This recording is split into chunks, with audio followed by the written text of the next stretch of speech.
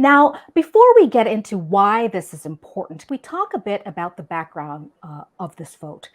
Pakistan's president dissolved the National Assembly on the advice of Prime Minister Imran Khan. The deputy speaker declared the motion for a no confidence vote against Khan unconstitutional and part of a larger plot by foreign powers to interfere in Pakistan's democracy.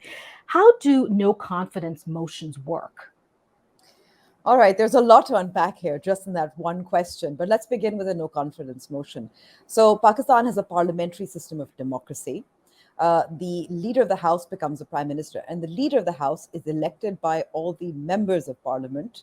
And a majority vote, in this case 172 or more, are needed to elect the prime minister.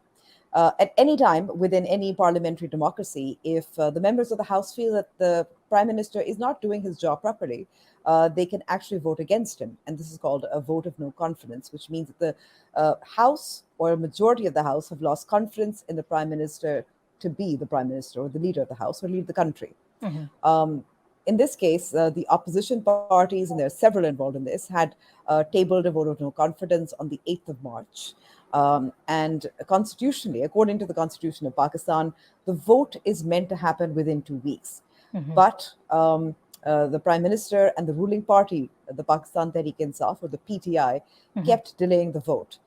First, they said that there is the National Assembly, or the lower house of parliament, where the vote was due to take place.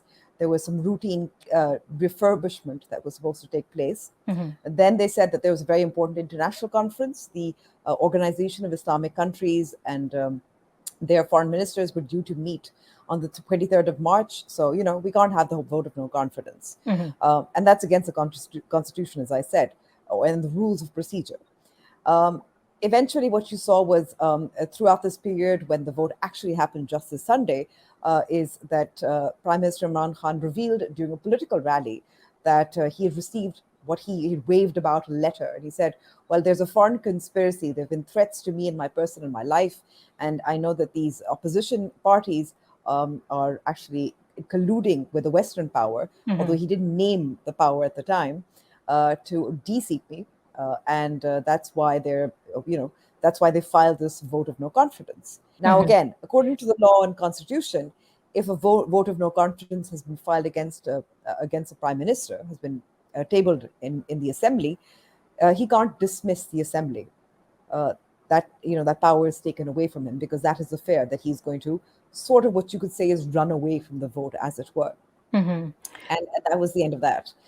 So at the moment, just if you're going to ask me where we are right now, it's been 4 days. We don't have a functioning federal government.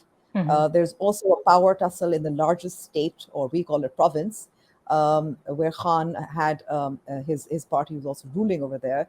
So his chief minister resigned. We don't have a functioning government in the largest province, which is Punjab. And there is a legal battle going on in the Supreme Court, whether this was constitutional or not. The opposition has said that this is a constitutional coup, that Khan is a civilian dictator. Indeed, several International Human Rights Watch group, Human Rights Watch, has also described it as a constitutional coup. And the economy is in a free fall.